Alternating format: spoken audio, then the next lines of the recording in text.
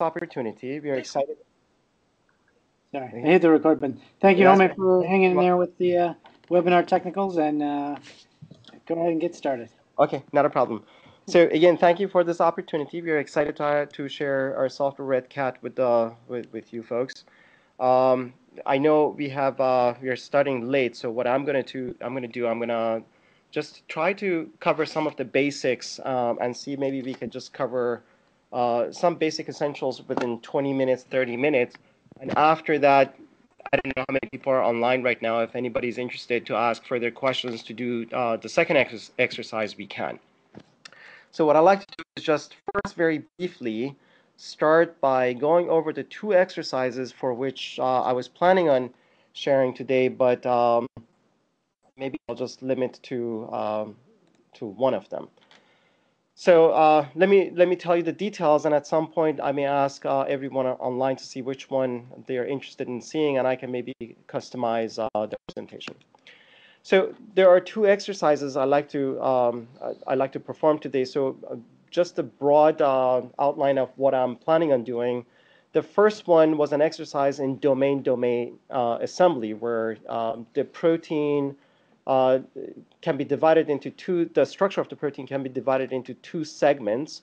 So we call that domain one, domain two, and it turns out that the solution state structure of the protein involves rearrangement of the two domains with respect to each other. So the protein is still rigid. The two domains are actually correct in structure. They are just oriented differently with respect to each other. So as some of the intermediate steps in performing that exercise is demonstrate structure validation capabilities using residual dipolar couplings, identify regions of structural discrepancy. So where is the beginning of one domain and end of the same domain? So where is the separation of the two domains? Identify the nature of discrepancy. So is it the two domains reoriented with respect to each other, or are they undergoing dynamics with respect to each other? And in the case that they are rigid entities and they just require to be reoriented with respect to each other, go through the exercise of correcting the orientational discrepancy by assembling individual domains from residual dipolar couplings. That's exercise one. And exercise two is it can be superficially straightforward, but if you want to get into the depth of it, it can get very complicated. And I was going to just discuss it at the superficial level. And this is where your protein is undergoing dynamics. So there are internal regions of the protein that is experiencing motion.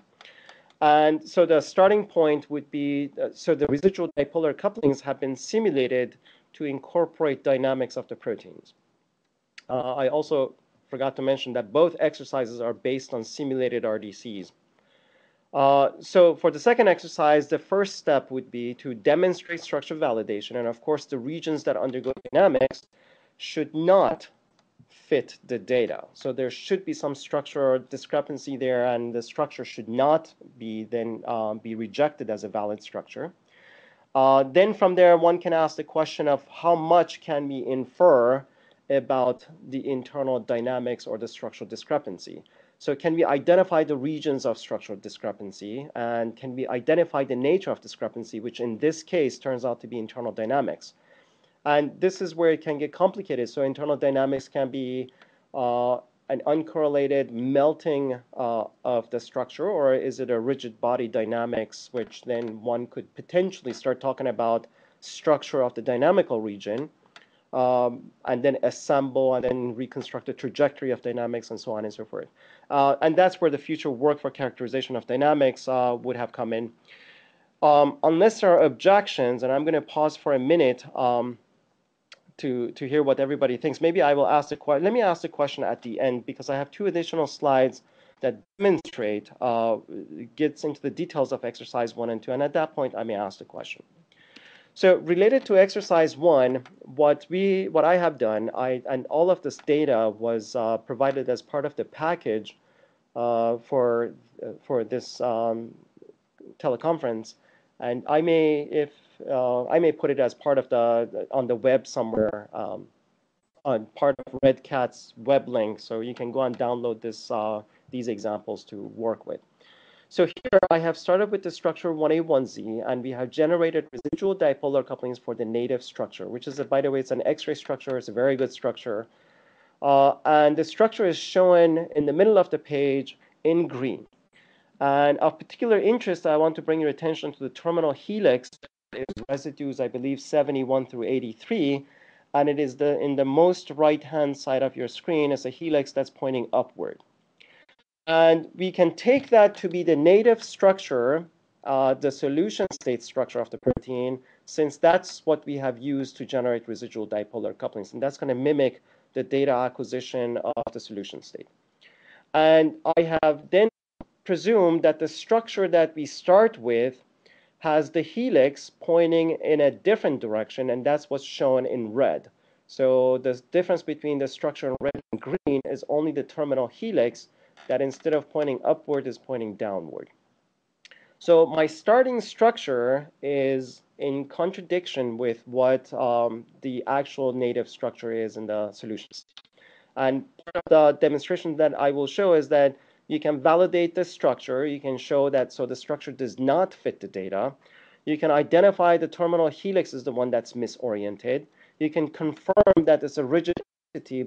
It's only suffering from misorientation. It's not that it is undergoing dynamics.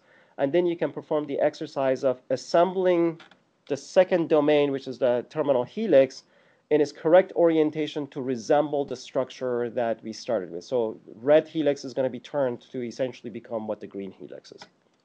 That's exercise 1.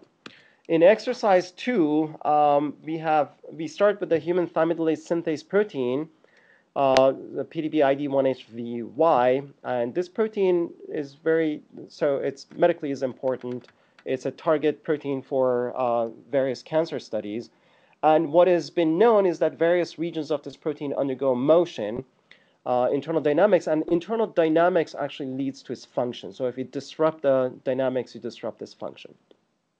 Now here, entirely simulated, we have invoked molecular dynamics in the regions that are speculated the protein undergoes dynamics, and that's residues 100 through 135 and 169 through 209. And we have generated 100 frames that spans the trajectory, and using those 100 frames, we have calculated average residual dipolar couplings.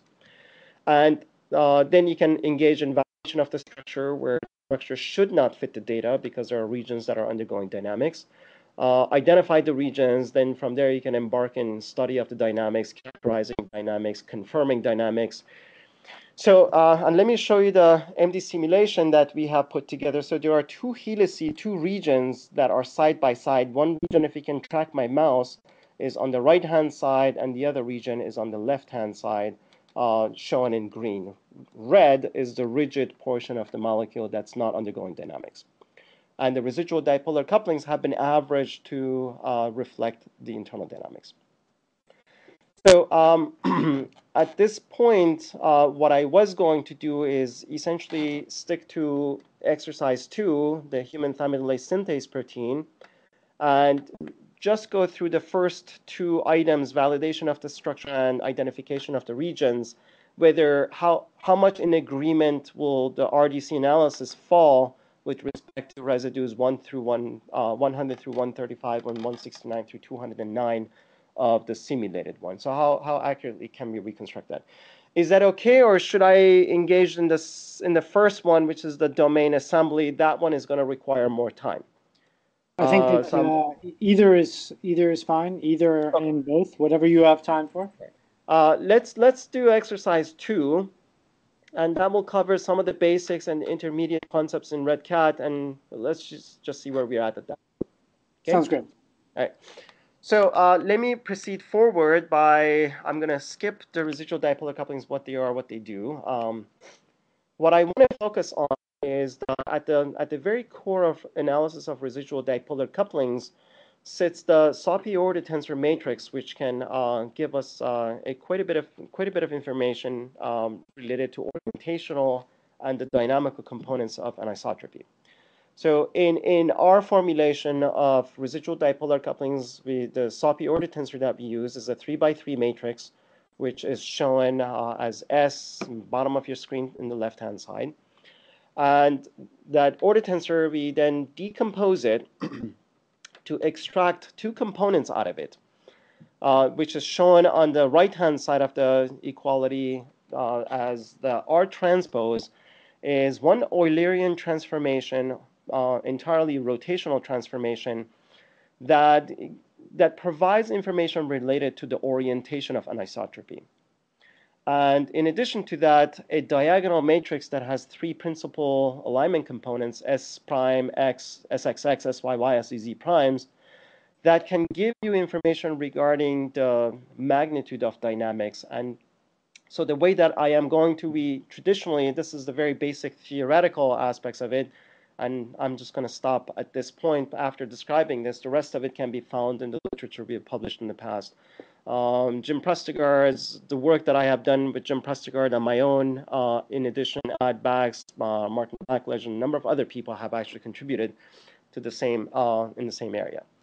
So if two domains that we would like to examine with respect to each other, if they exhibit similar, equally as well fitness to residual dipolar couplings, then you can essentially say the two domains can have the right structure. If the two domains have the same principal order parameters when calculated separately between the two, if they are the same numbers, approximately the same numbers, then one can conclude that the two domains are rigid with respect to each other and are not undergoing dynamics. Then, furthermore, if there is a discrepancy studying the entire protein as a whole together, and individually they fit the structures well, they are rigid with respect to each other, but in entirety they don't fit the data, then the issue must be related to reorientation of the domains, in which case we take advantage of this Eulerian transformation to correct for orientational discrepancy, at which time then the protein structure fits. Now, if the principal order parameters do not fit, are not in agreement, congruent between the two domains, then the conclusion is that the two domains are undergoing dynamics with respect to each other, and then one can engage in study of dynamics. And those are the very theoretical concepts that I'm going to use. The rest of it is going to be hands-on with Redcat. And I'm going to stop. There's summary, there's acknowledgement, and there are some other proteins that we have studied, but I'm going to skip these and just get to the Redcat simulation analysis. So let me actually, I'm going to close this to reduce, right? So Redcat. Let me start with some of the basic fundamentals of Redcat. So let me start all the way from beginning. So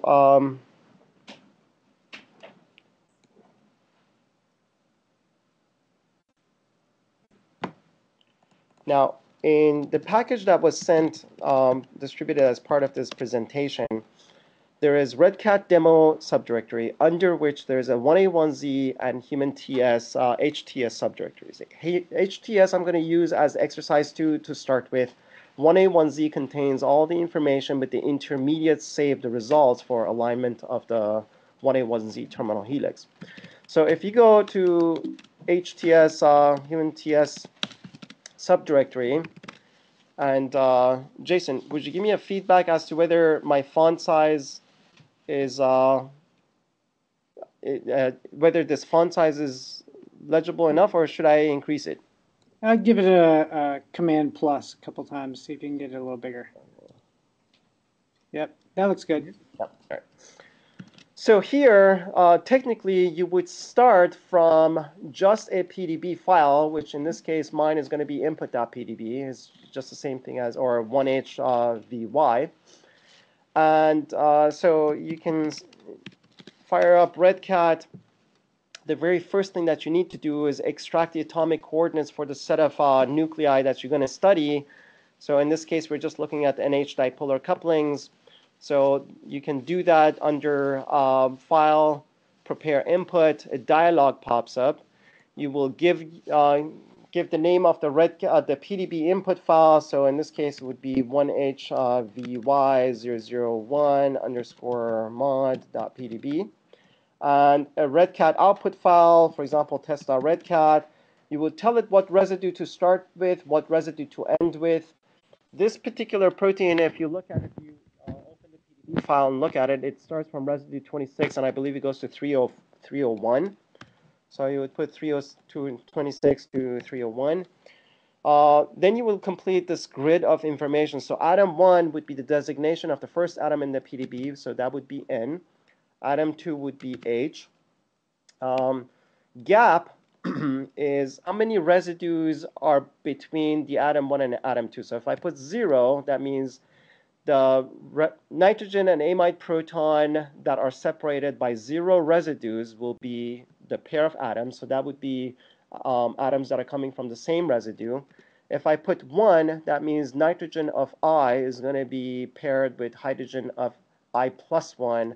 5 would be nitrogen of I paired with hydrogen of I plus 5. So in this case, they both belong to the same residue. If, for example, I wanted to look at carbonyl nitrogen, it would be carbonyl nitrogen that span a peptide bond. They would be one residue apart from each other. So you would maximum RDC just relates to the two pair of atoms that are going to be studied. You can click help. It will pop up. So for all, for example, in this case, is carbon nitrogen. So carbon nitrogen maximum RDCs is 6125. You type that number in here, 6125. And if you a priori ahead of time, you know what kind of an error you would anticipate uniformly to be part of your data acquisition, you can put it in here. So it would be 1 Hertz. You click run. Data will be parsed from your PDB. A file test.redcat will be created, which then you can import into the Redcat and start working with it. I'm going to skip this part because I have already created my file. I'm just going to go ahead and load it. So this first Redcat file is going to be basically my Redcat. So note that starts from residue 26, goes all the way to residue 309. So it's not 301 that I thought it was 309. So the vector 1 corresponds to residue 26. So keep that in mind throughout our exercise. There's a 25 residue shift. Vector I corresponds to residue I plus 25. Now, the list of residual dipolar couplings are in the second or the third to last column. This one, there are various tools in here as part of import RDC. You can get it from a 2-column ASCII file. You can get it from another Redcat file. There's a Sparky format that it will follow. But at some point, you will bring these residual dipolar couplings. The very first column of this menu is, if you see that there are checkboxes, these are all the vectors that you would like to include in your analysis. If you notice, the first 2 are not selected because they contain elements 999 in their coordinates. And 999 is a convention that has been adopted by Redcat, indicates missing coordinates. So the very first residue in this particular case does not have a corresponding amide proton. The second residue also does not have an amide proton. It could be because it may be a proline, or for whatever reason it does not have that amide proton. This may occur with other residues, such as, for example, glycine does not have a singular alpha proton. If you scroll through this, you will see that vast majority of them have residual dipolar couplings, have completed data, and can be included in the analysis. As part of this exercise, let me also illustrate there's a number of features. So for example, the selection mechanism allows you to select. You can go through individual vectors and you can include or exclude by clicking on the corresponding entry, or you can do mass selection in a systematic way through the selection window. For example, if I select star in my selection window and select, everything will be selected. If I bang corresponds to a negation, everything will be negated. You can look for a list of examples that will show you some of the syntax of how you can select things. I can, for example, select residue 1 through 10, comma 30 through 50. We'll select residue or entries 1 through 10, and 50 through 30 through 50 will be selected. In this particular case, everything, so I'm going to select everything, but as you recall, some of these entries may not have residual dipolar couplings because they have not been collected. They may not have amide protons. For various reasons, some vectors have incomplete data sets. To eliminate those, you can issue command tilde. So tilde will eliminate, deselect all the entries that have 999s in them. So this will bring us back to the original place where we were at. So now I can go ahead and start my analysis. And so the very first thing that you would typically want to do is just run. So I'll do that, but then I'll jump to a little bit more comprehensive way of getting information. So you can run and you can see you get information related to, for vector 1 and 2 were excluded. Vector 3 caused no rejection, and the maximum error that was observed, residual error that was observed by that one particular entry was 0.4 hertz, very low error compared to the 1 hertz that I put in. You can see, for example, vector 19 slightly violated the error threshold of 1 hertz by requiring 1.06 hertz of error. And then you can see there are some instances that are 1.8 for vector 24, vector 25 is 1.7, and so on and so forth. You can scroll your way through, and you can see that suddenly there are these blocks of data that are not only consecutively red, indicating that they are severely violating the error requirement of the analysis. So for example, this one is violating the error requirements of 1 hertz. It's causing 11 hertz of error. This vector number 85 is causing is contributing a residual error of 3 hertz. So these are obviously vectors that are in violation. So you can go through it, look at it. You can save this particular file if you like, and then you can analyze it, port it to your, let's say, to Excel sheet, and you can play with it there. But a more comprehensive way is under Tools, you will have, under Solutions, you will have Generate Report. This is where a number of analyses are going to be combined all together and are going to be displayed in one place. Now, let me reiterate.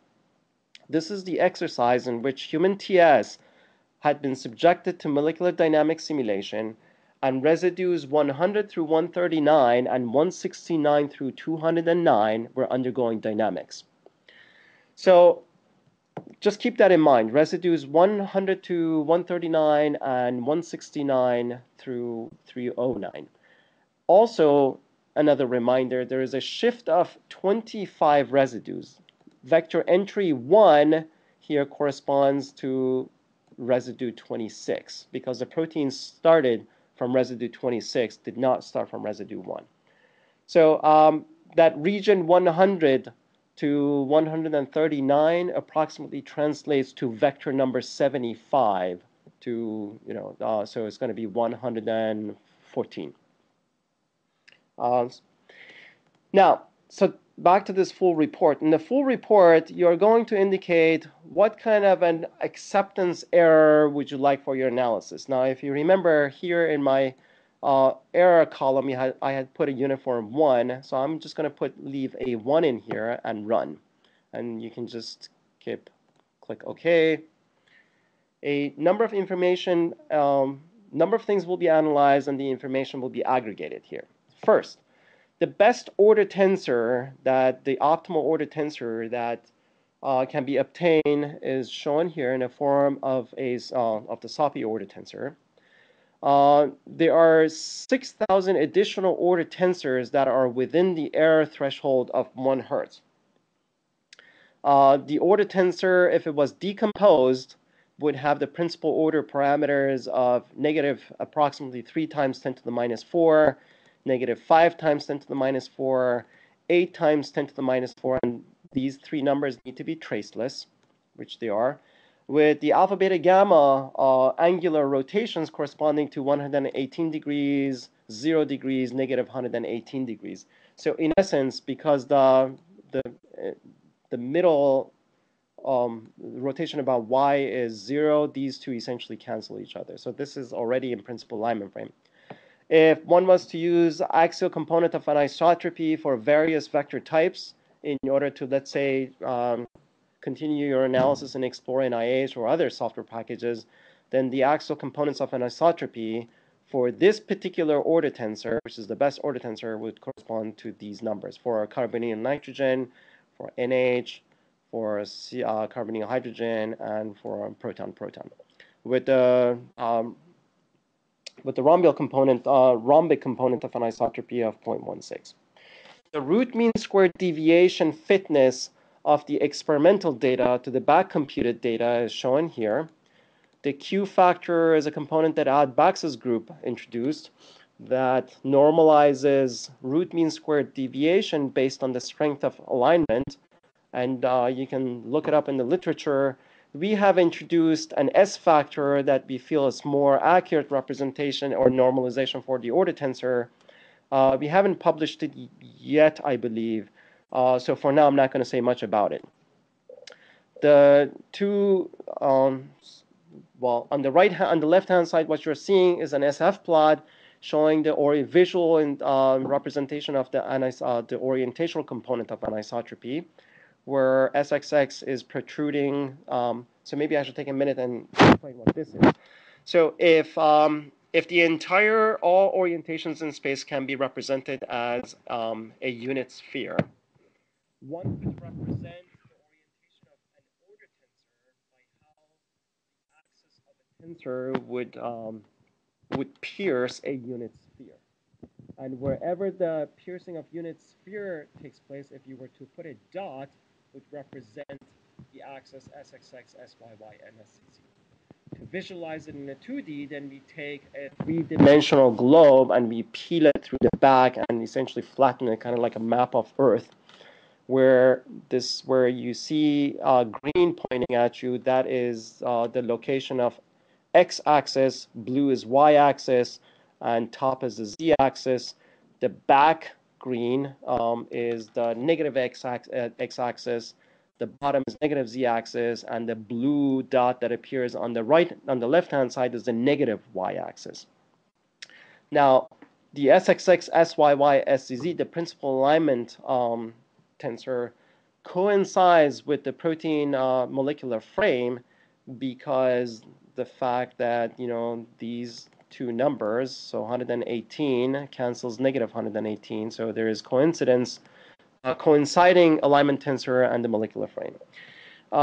This representation on the right-hand side is a slight departure from what people do in the past. We just recently introduced it, and we discussed what information is present here in our recent publication in BMC Bioinformatics that shows some of the advanced features of Redcat, the additional features. So I suggest if you're interested to know what this is, you can look up that publication. So the comparison is that the illustration on the left-hand side shows the orientational component of anisotropy, and the illustration on the right-hand side shows the magnitudes of the order parameters SXX, SYY, SZ. So if you look, for example, green X's correspond to SXX. They are in green, and they approximately match in the order of negative 0.003-ish. So compared to this number, you can see that they are approximately in that region. Now, what you do have then is a pictorial representation of individual vectors' violation of residual dipolar couplings. So this protein went from residue 26 to 306. There are approximately 300 vectors in here. And for every one of the vectors, there is a bar indicating how much they are contributing to overall RMSD fitness of residual dipolar couplings. This figure shows the back computed versus experimental residual dipolar couplings. You can see in general there's quite a bit of reasonable agreement, both from the figure, the bar chart on top, and the correlation plot on the bottom. Note that the scale of the bar chart is 0 to 1 hertz, and everything is falling below 1 hertz agreement. Now, if you proceed further, and you'll see that in this bar chart, there are quite a bit of gaps that actually appear in the same approximate region of, for example, what I have where I have my cursor corresponds to about 75. There's a whole lot missing, and then there are contributions that's starting, and then so there are missing things. And that's part of this number, remove errors above 1. So that line, what it does, it removes all the vectors that contribute residual error that's above 1 hertz, and the list of omitted ones are shown in this list below. So you can see residue, for example, vector number 19 has barely violated that 1 hertz threshold and therefore has been omitted. Where you can scroll through and you can see some of them are, for example, 11 hertz of error contributing, 13, 15 hertz of error, and so on and so forth. Now, normally what I do, just to first understand the entire protein and then from there proceed forward, I repeat this whole thing, so I say clear, put a much higher error threshold so that it includes all of my vectors, so I say 30, and rerun the analysis.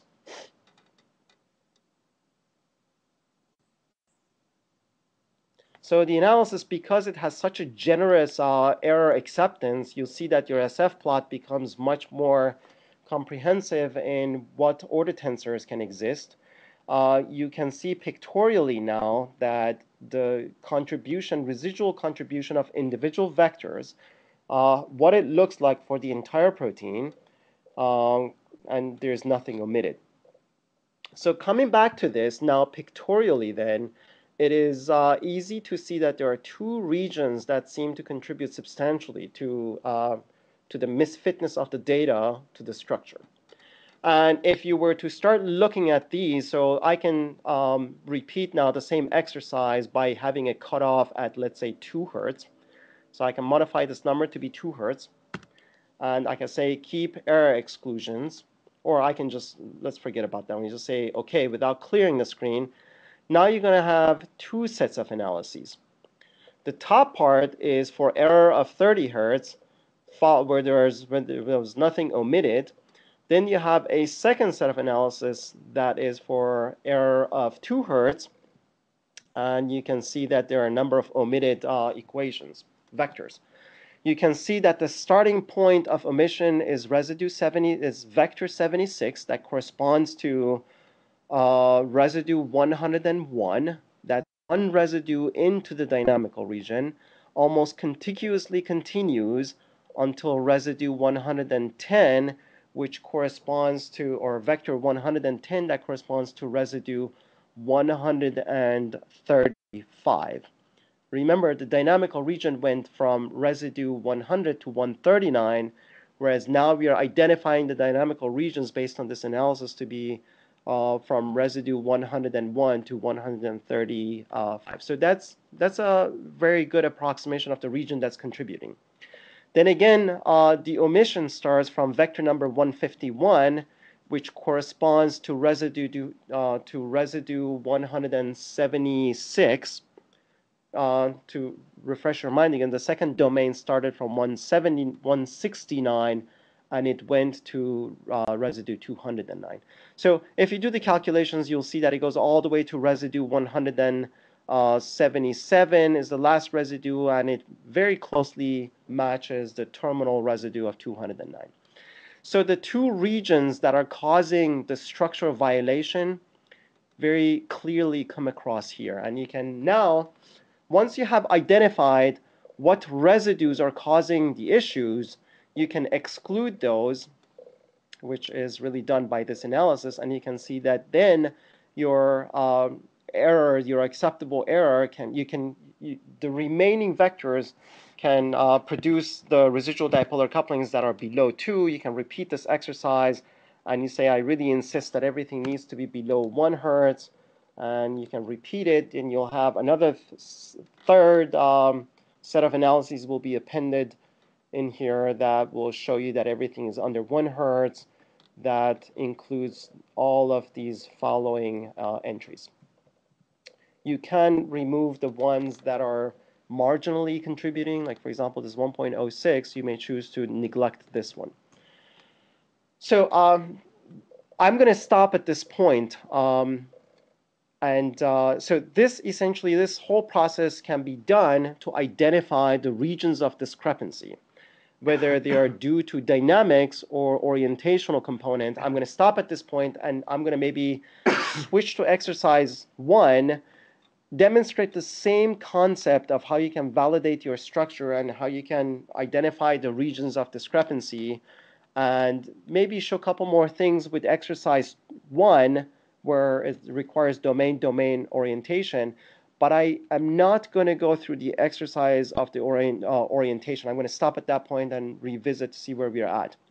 So if there are no questions, I'm going to switch to exercise 1.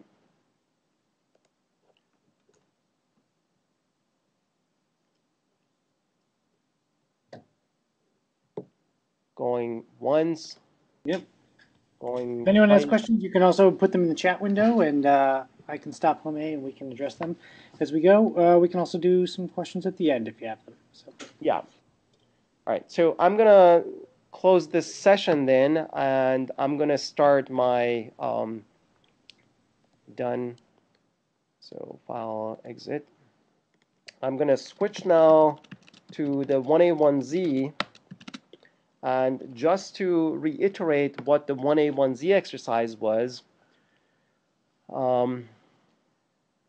maybe, so 1A1Z was a structure that I generated residual dipolar couplings for the native structure. Then I distorted my starting structure such that the terminal helix, and I believe it was corresponded to residues 71 to 83, are oriented in a different direction. So there is no dynamics. There's a reorientation of the terminal helix. I fire up Redcat, and I load my file that is 1A1Z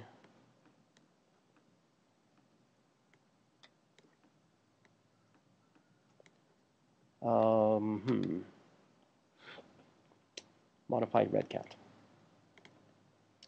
All right, notice, so this particular file has only the coordinates. Some of the coordinates are missing for some residues, like, vector number 3 is missing residue number, the coordinates. Also, I am missing my residual dipolar couplings. So one of the things I like to demonstrate is the ability to port, let me just make sure, so it starts from residue 1, it goes all the way to residue 83. So I can import RDCs from a previous Redcat file, and that would be my .m1 has the residual dipolar couplings for alignment medium 1. So if I do that, then all the residual dipolar couplings will be filled, and the corresponding vectors that have all the information will be checked for analysis. So the very first thing, like before, I can just run it, and you can see that everything is in agreement very nicely all the way to residue 72, where quite a bit of number of red entries actually appear. There is actually a justification as to, in the case of human TS and in the case of 1A1Z, we see these embedded within the dynamical regions or embedded within the regions that are misoriented. There are still vectors that seem to agree to the data. There is a justification for it, which I'm not going to take the time at this point to go through, but basically, so this particular reorientation of a helix rendered the orientation of vectors 76 and 77 to be either in the same orientation or in the opposite directions, which from the perspective of RDCs is indiscriminable. So that's why they still pass the test. I can clear this. I can perform the generate report analysis. I can say I'm going to just give it a generous error of 30, perform the analysis. This is the best order tensor, the order tensor decomposed into parameters and the alignment media, followed by all the information, and followed by the pictorial representation of individual vectors' contribution to overall error.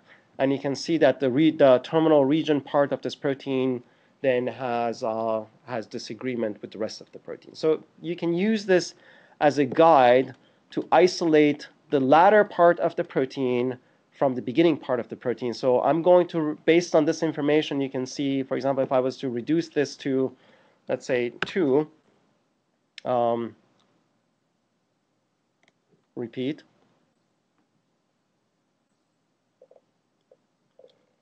You can see that starting point of omission is residue 72.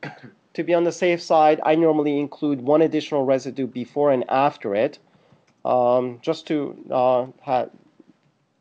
be inclusive, essentially. So now I want to study individual domains by themselves.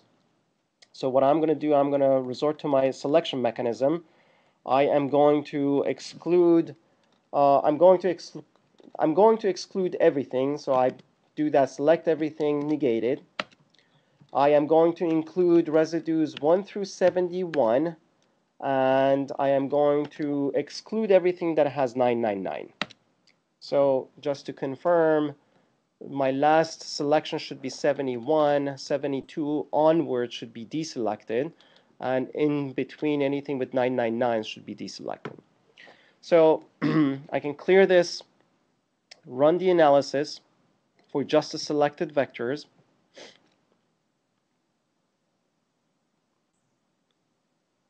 You can see that it's very reasonably well behaved. My analysis produces no rejection. Everything is under 0.1 angstrom of acceptable error. My order tensor of importance, my order parameters are 3 times 10 to the minus 4, approximately 5 times 10 to the minus 4, and negative 8 times 10 to the minus 4. So we need to keep those in mind. So I'm going to extend my analysis by negating all my selections. So I'm going to say bang, negate. So everything that was previously not selected will be selected, and everything that was selected will be deselected.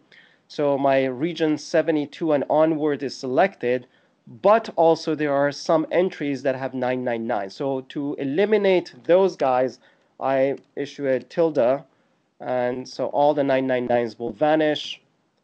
So effectively 1 through 71 will be deselected, and 72 onward will be selected. Now I perform my analysis again. So the top part of this report is residues 1 through 71. The bottom part is residues 72 through 83. And you can see that individually that domain by itself fits the data very nicely as well. Nothing omitted. So then the question becomes, individual domains fit the data, implying that the structure is correct individually. But when put together as a whole, there are violations. So it essentially, at this point, we have isolated domain 1 being 1 through 71, domain 2 being residue 72 through 83. And the question is, what is the nature of discrepancy? Is it orientational alignment issues, or is it domain dynamics?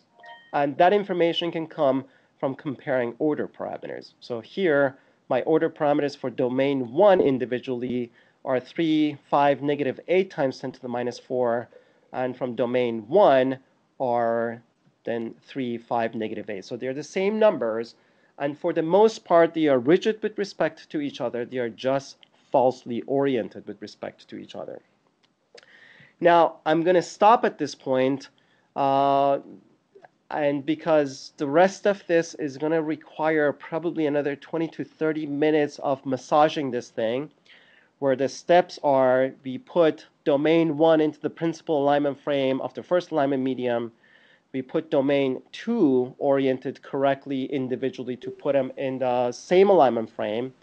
And at this point, they are correctly aligned with respect to each other, with the exception of degeneracies of residual dipolar couplings.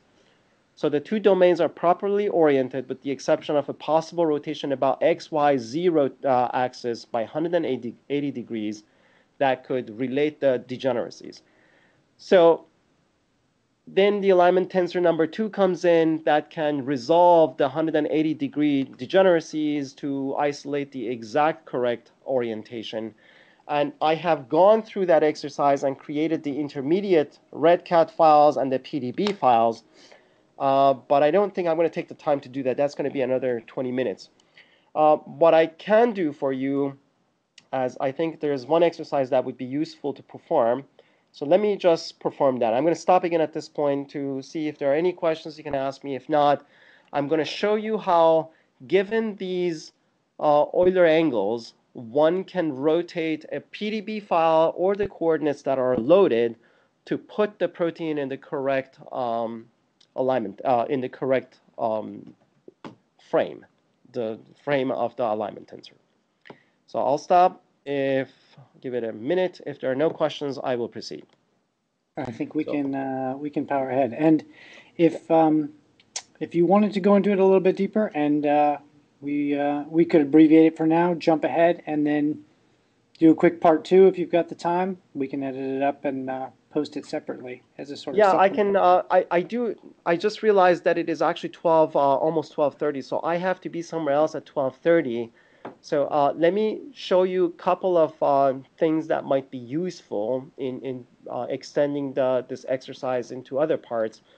But I will stop at that point, and if there is interest, if you want me to, I'll be more than happy to have part 2 that I can continue with this exercise of resolving the orientational degeneracies, inversion degeneracies of RDCs. All right, great. Then, we can wrap it up with this last bit, and we'll pursue that later. So I'm going to focus my analysis on the first domain, which was residue 1 through 71. I'm going to negate everything and tilde it. So now the appropriate section is selected. You can run the analysis. Clear. I can ask the question of, give me all my solutions. So get solutions. These are all the order tensors that satisfy the residual dipolar coupling restraints to within the given error of 1 Hertz. And the first entry, tensor 0, is always the optimal tensor. So that is the tensor that creates the least amount of RMSD between the computed and experimental RDCs, but everything else satisfies the error requirements, but it's not the optimal one. So you can see that the tensor 1 has got the order parameters, the first 3 numbers, followed by 3 numbers that are alpha, beta, gamma orientational components of the anisotropy. And what happens, you can confirm this by the visual inspection. If you go to plot 2DSF plot, you have the choice of plotting the orientational component of all of these solutions or just the best solution. So for now, I'm just going to select plot best and say plot. And you see that they're just single solution. It is the best solution. It is the first entry in this list that is being plotted, its orientational component, and corresponds to x being SXX being where the green X is, SYY being where the blue star is, and SZZ being where the purple square is. And there's an ambiguity whether that's SZZ, SCZ. There is no negative SCZ. That's properties of order tensors. Now, I want to rotate my protein such that the molecular frame or the protein will be aligned such that it appears in the orientation, it's in its principal orientation. So there are a couple of choices that I have here. One, going back to the actual structure, there's a tool called rotate. And this rotate, you can rotate either a PDB given with the alpha, beta, gammas that are selected, or rotate the coordinates. So you could go through the exercise of rotating the PDB where the coordinates change, parse the coordinates and prepare a new input file and restart this whole process over. Or if you want to, you can just rotate the coordinates that are already loaded. So it bypasses you an intermediate step. So I'm going to just say rotate coordinates. You can see that, so you can perform your rotation based on an Euler rotation that's going to require alpha, beta, gamma, or rotate based on an axis, which then you need to give the XYZ coordinates of an axis followed by an angle of rotation. For now, you will note that if I select, there's a radio button on the side of each one of the tensors. So the moment I select that, the alpha, beta, gamma will be transferred to the rotation menu. You just need to make sure that you select it. And if you keep your eyes on these coordinates, the moment I click rotate, those coordinates will get updated. And so all the coordinates are updated. So now what I can do, I can close this. Now I can repeat my analysis. So I'm going to clear everything. Nothing should change other than the orientational component of the anisotropy. Mr. Valafar? Yes. Hey, I just got a couple questions. Okay. No, hold on. Let me finish this up and then I'll be with you. Hold on one second. All right. So if I repeat the analysis, run, I clear everything here. I get the solutions. You will note that all my alpha, beta, gammas, at least for the first order tensor, are going to be zeros. Furthermore, if I was to go and visualize my SF plot for the best tensor, it will be SXX appears to where X coordinates of the molecular frame is, SYY coincides with the Y axis of the Cartesian coordinate system of the molecule, and so does SEZ. So this gives me a way that I can reorient proteins or protein domains within their principal alignment axis. And this is really the principal tool that you can use in order to assemble various domains of a protein. If you insist that everything to be in the same alignment frame, then the domains are aligned properly with respect to each other, with the exception of the inversion degeneracy, which can be essentially eliminated by the use of alignment RGCs from the second alignment medium. So I'm going to stop at this point, and I hope you find this useful. I hope you will use this software. We are always open to interaction, to go through this exercise with anybody who's interested. You can reach us at Valafar Lab. You can send us email to valafarlab, all lowercase, @gmail.com. You're welcome to visit our website, interact with us, let us know what you think of the software. We are open to adding features if you think you find it useful. So we are open to whatever collaboration you want. And for the most part, this Redcat as it is, it installs reasonably well without any glitches within almost all Linux environments, in Mac environment. It does have a dependency on GNU plot. That causes some issues sometimes. So if you have a system that you're having installation problems or any of these functional problems, just let me know and I will be happy to work with you and see what we can do. Great. So I'm going to stop at this point. If there are questions, I'll be happy to answer. If not, I'll be happy to answer questions by email, however you want to get a hold of me. Great. I just want to note on here that these files that that you've used for the tutorial, we will make these available either on our website and just push them out to members with Redcat, so they have them automatically included in their installations. Okay, So, very good. And I may, so we have a number of tutorials on our website. If you go to our website, which is ifestos.csc.edu, there, if you go under the software package Redcat, there is a web documentation that has 4 tutorials. So Jason, if you can disclose to me where the YouTube appears for this, I can put a reference to the YouTube and include also a link to this data that then people can download and follow the tutorial. yeah, the YouTube is easy to find. You can just Google SB Grid TV, and you'll find a list of all of our webinars, and this will be included there. I think it's broken out into X-ray, NMR, and EM, and maybe a few others, but sort of broken down by technique, and this will be in NMR. All right, very good. It was fun doing this. Let us know if we can help you. Great. Thank you very much. Okay. All right. Bye. See you. Bye. Stop camera.